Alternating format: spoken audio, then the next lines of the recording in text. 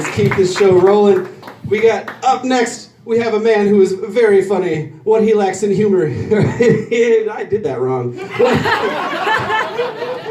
What he lacks in height, he makes up in humor. Please welcome Victor Pellegrino.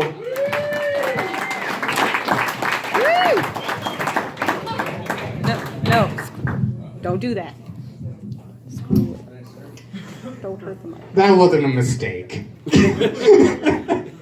But that's okay. So, anybody do anything exciting today?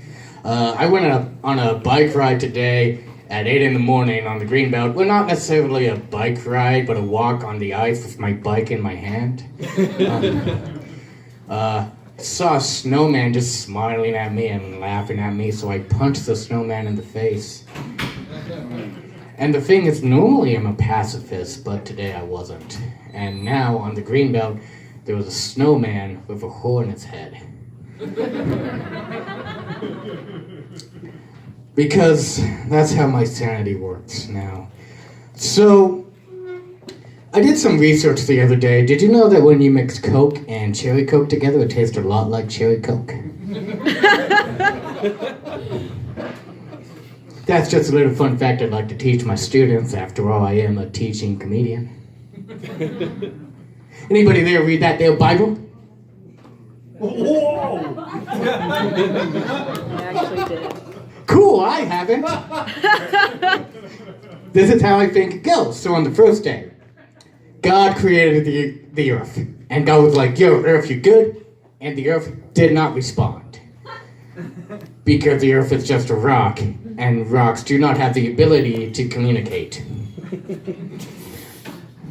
So on the second day, God created the ocean, and he's like, yo, ocean, you good? And the ocean, once again, did not respond. And God was like, man, this is just like high school. Nobody's talking to me. The whole point of this is so I could have friends, so I could have people that like me. And that's actually true. That's why he created the universe.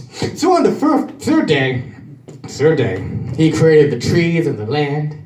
On the fourth day, he created the animals and the rabbits, but mainly rabbits, because God really likes rabbits. Then on the fifth day, he created the sun and the moon and the stars, and then on the sixth day, he's like, oh man, I just made a mistake. The sun was supposed to come first. Now Earth is filled with tiny frozen rabbits.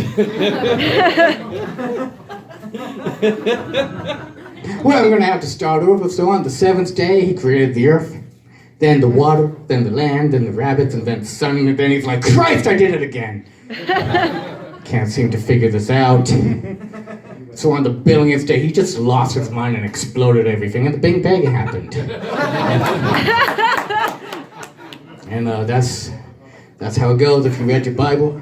Now on to the next story, Adam and Eve. Adam and Eve just kind of floated out there in the middle of nowhere, and they had 2 sons, and that's all the children they had. And then humanity went extinct after that, because the truth is, 2 boys cannot make any more children. So had to start over again. Just gotta start over from the basics. But let's jump forward into the future, only about, I think, 10 years from that. God went to a young woman named Mary Christ. Said, hey Mary, don't tell Joseph this, but I am going to give you a baby. And it's going to be mine.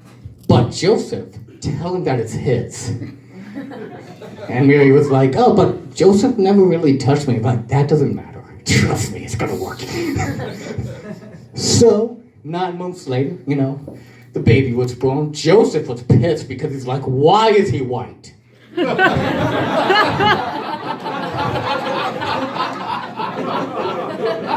That makes no sense. There was no way that kid is mine.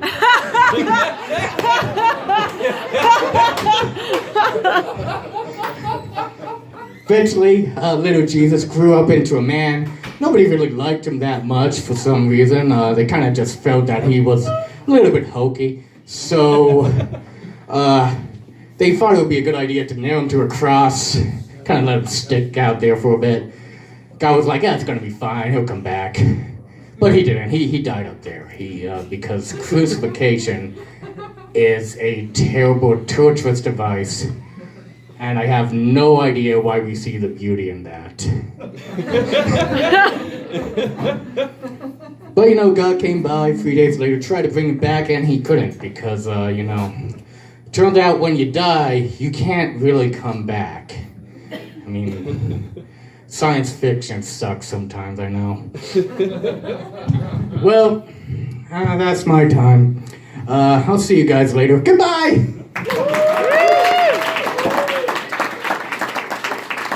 All right, keep it going for Victor.